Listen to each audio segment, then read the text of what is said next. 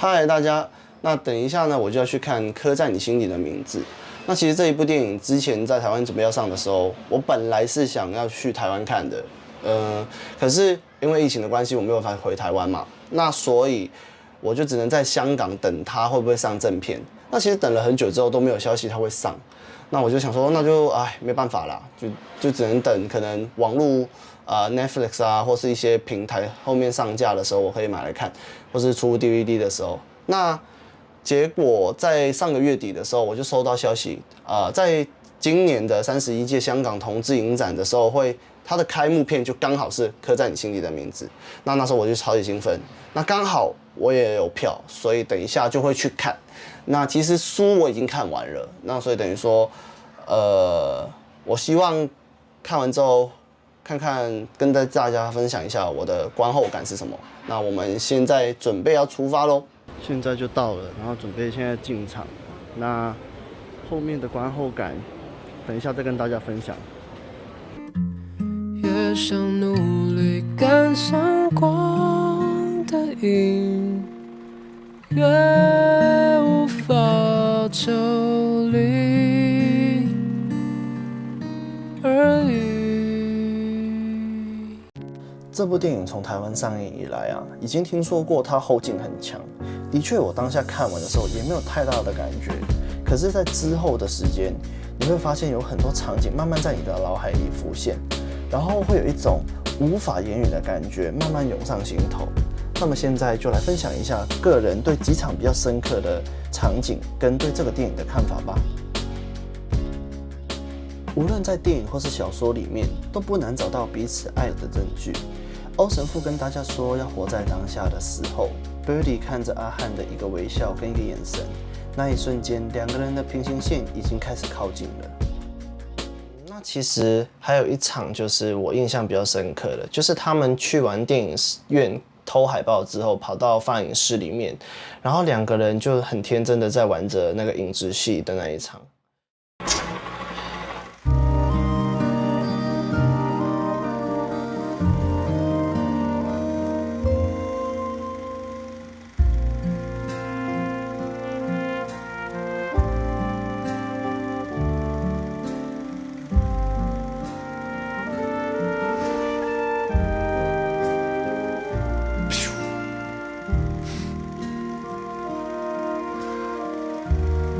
直到现在，我没有忘记当时的样子。不要跟我玩捉迷藏了，你简直就是在虐待我。你什么意思？只有傻瓜才不知道我的意思。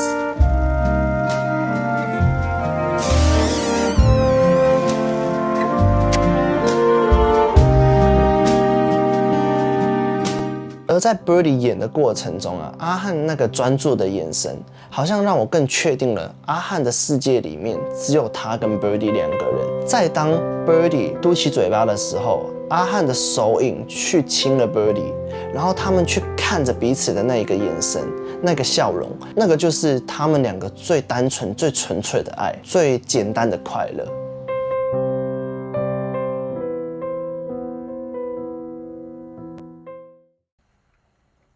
妈，我喜欢的不是那个女生，我喜欢的是。张小安，你可不可以不要再烦我了？我敢说出我喜欢谁，你敢不敢？阿汉因为深爱着 Birdy， 所以他决定在那个时代为了他的爱而跟家人勇敢出柜。Birdy 也深知到，在那个时代出柜的话，阿汉未来的路会很难走下去，所以他选择了用一个更狠的方法去阻止阿汉讲下去。而对我来说，这个举动只是因为 Birdy 深爱着阿汉，他想保护他，而选择了用这个方法去阻止阿汉这个举动。在电影彩蛋的部分，其实有一幕我是蛮深刻的，就是他们在火车上，然后阿汉睡着了 ，Birdy 看着他，在那边我的解读是，我觉得 Birdy 在那时候已经承认了他是喜欢阿汉的，他也很舍不得，可是他知道，在这一趟旅程结束后，他们必须要结束了。其实，在电话亭那一通电话之后，他们已经回到各自的世界里面了。可是我相信他们这一段回忆是永远都不会忘记的。他们的初恋其实跟异性恋初恋没有不一样，只不过是刚好爱上同一个性别而已。对那时候的他们来说，在那个时代，他们的结局已经是可以很不一样了。两个人互相爱着对方，阿汉爱着 Birdy， 只不过想靠近他一点点。可是 Birdy 就一直往后退，把阿汉越推越远。我的理解 ，Birdy 只不过用这个方法去保护阿汉，不希望他受伤。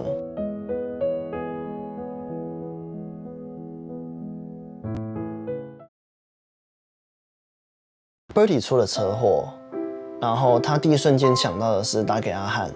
在那个时候，阿汉我觉得他没有意会到 Birdy 第一瞬间这个举动背后的用意到底是什么，因为在生命有危险的时候，你脑海第一个瞬间闪过的人，就是你觉得最在乎的人。不管彼此对彼此做了什么，只要他最需要的时候，有你陪伴着就够了。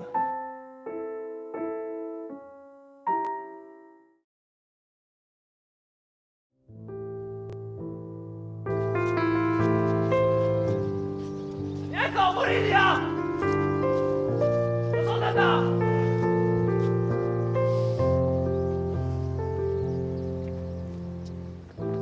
你什么时候理过我？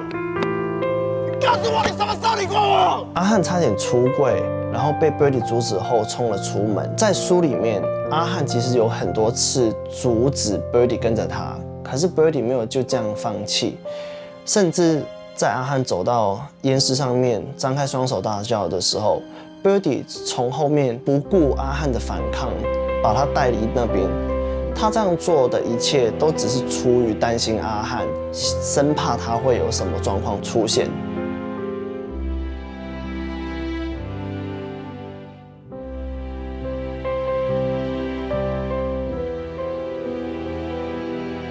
浴室的那场戏的3个对不起，其实那3个对不起对我来说，我觉得它表达的意义都是不一样的。第一个对不起，也许是 Birdy 觉得很抱歉，他把机车弄坏了。第二个对不起是，他觉得很对不起阿汉，一直以来做了那么多伤害他的事，让他难过的事。第3个对不起是 ，Birdy 没办法再给予阿汉他更多他想要的东西了。我觉得这3个对不起，让观众可能感受到，其实这是 Birdy 对阿汉最深情的一个告白。因为他知道他很爱阿汉，可是他没有办法再给予他更多他想要的东西，他也只能走到这边为止。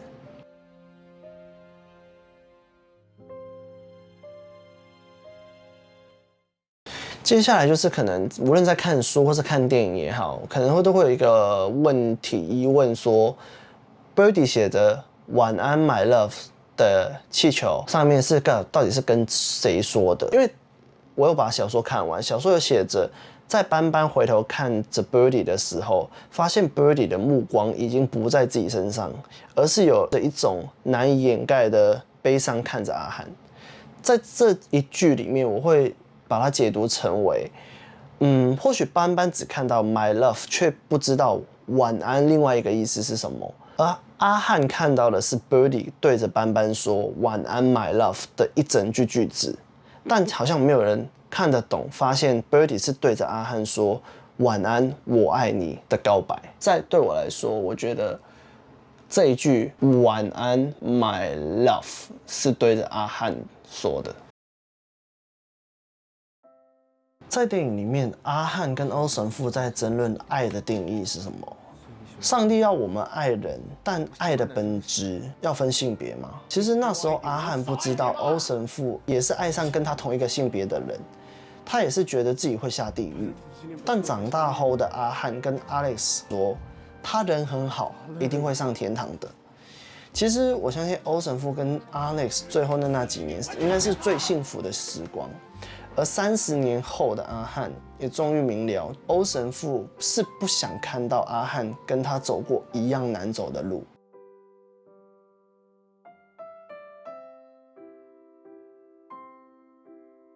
虽然没有办法在台湾看这个电影，而香港也只有在香港国际电影节跟香港同志影展只有4个场次而已，那现在都已经上映完毕了。但还好在这个月的23号，在 Netflix 上面终于可以无限次观看。而在台湾的朋友，我也蛮推荐你们去看一下北影版，看一下有什么不一样的感觉跟不一样的解读。刻在我心底的名字，忘记了时间。我敢说出我喜欢谁？你敢不敢？你是很好的朋友。希望让这世界静止，想念才不会变得奢侈。如果有下次，我会再爱一次。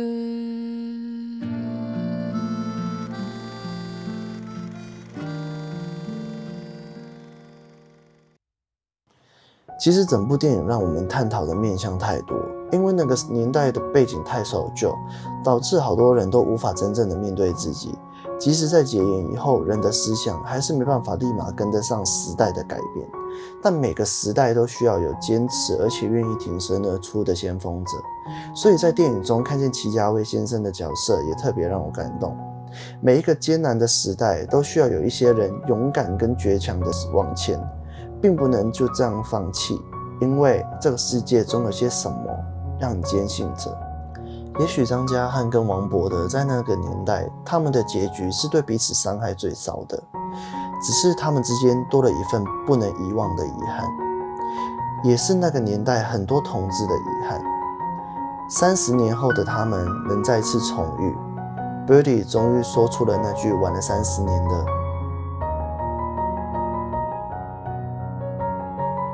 或许现在时代不同了，如果人都可以勇敢一点的话，遗憾会不会少一点，错过也会不会少一点。但愿每个人都可以勇敢一点，捍卫一些对自己很重要的人跟事，不会再有太多的遗憾。我是 Alan， 我们下次见。